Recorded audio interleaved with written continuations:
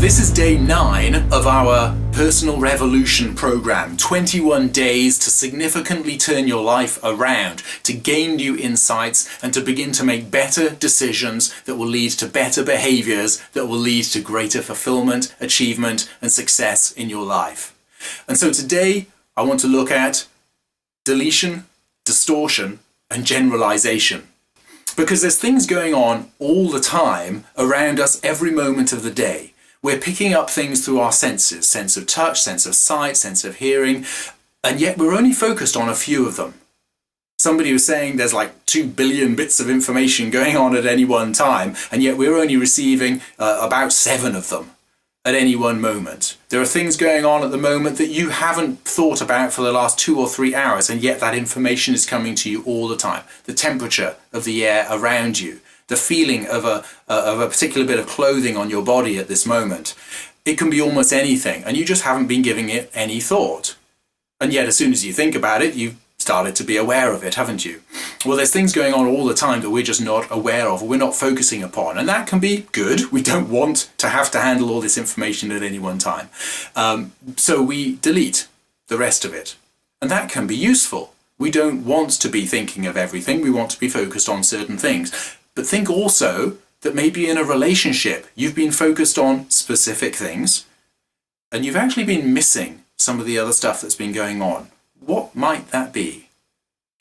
And so it's really important for us to understand what it is we are deleting from the information that's coming at us every day, every moment of every day. There's another aspect of this, which is called distortion.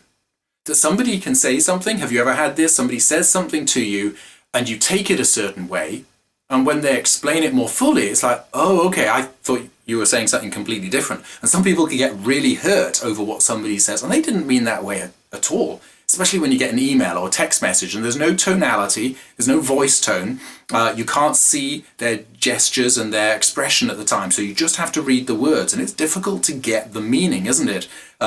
Always from that. Have you ever had a confusion over things? Like, what did you just say to me? And they're like, well, yeah, what's the problem with that? And they didn't realize how it was being communicated, you didn't realize the intention of the communication, and so you've distorted. You've actively distorted the way that it's coming in, and you've got your own filters that have caused you to perceive it in a certain way, but you are responsible for that. And rather than taking offense to those things, or even delight, sometimes you think, wow, they're saying this to me, that's brilliant. It wasn't what they meant at all. So think about these things and make sure that you're testing and getting enough information for you to make a valid decision around those things, if that's what you're seeking to do. But there's another one as well, and it's called generalization. Have you ever heard somebody say, you always do that? Well, do you always do that? Of course, you don't always do that. And so these generalizations have become almost a mindset in our thinking. And guess what? You do it too, don't you? You know, everybody always generalizes. Well, is that true? Maybe it is, maybe it isn't. Generalization can be very helpful. If I just said, oh, can you phone your mother? And you don't have to say, oh, what do I need to do to phone my mother? You just go over, pick the phone up and get her on the line. Well, hang on, no, that involves steps, doesn't it? So I don't have to say to you, I would like you to turn in a northerly direction to take 7 steps towards that thing called a telephone, to pick up the receiver, to press the number required, and to wait until your mother answers, holding it to your ear to make sure you hear her voice. I don't need to give you those steps. I generalize. Can you call your mum?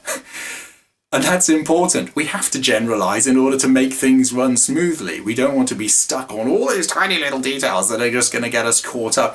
When somebody knows the process, you can just say, start the process. And that's a beautiful way of generalizing. And yet, aren't there other ways of generalizing that are disempowering? This guy's a jerk. That's a generalization, isn't it? It's like an identity type of generalization. He is that sort of person. Or when you drive, you are always erratic. Or when you eat, you are always noisy. Well, there's spaces in which you are not noisy when you eat. So those sorts of generalizations can be disempowering. So in what way have you been generalizing when you look at your own life? Not just how you label other people. So, oh, I'm always lazy. or I'm just this way, or I'm fat, or I just don't exercise. Well, you've actually got up from the sofa to walk to the fridge once or twice, haven't you? So at least you do something to move your body. So generalizations are a dangerous thing. They can be helpful at times, but they can be very dangerous in other times, because if we generalize, and especially if we generalize about identity issues, we will limit ourselves and we will stop ourselves from doing the things that we could be doing. And that is really, really unhelpful. So change it. If you're going to have a generalization, make sure it's an empowering generalization. If you're going to distort things, then distort them for good, because we're always doing some kind of distortion at some point, at some time, because we never have a fullness of information. Was that a generalization? We're always distorting? Well, we certainly are always deleting something, because we're unable to have the mental processing to take in everything that's going on. Although, guess what? Unconsciously, you are receiving an awful lot more information than you realize. And sometimes that is the key to helping you move forward. That's another subject. Do you get the point? Mind over matter. Make sure that your mind becomes consciously aware of more and more of those places where you're stuck. How are you deleting? How are you distorting? How are you generalizing? Look at those things and get a clearer picture about what's really going on. That puts you in a place of choice. Once you've got that clarity, do the responsible, mature, and helpful thing to make a decision to move forward. I hope that's helpful to you in some way. Do share with me, engage, and give me your stories about how these videos have been helping you. And share the stories to encourage and build up other people so they can see what is possible. I look forward to engaging with you on the next lesson. Let's push through and see through all 21 lessons to help you go through your personal revolution.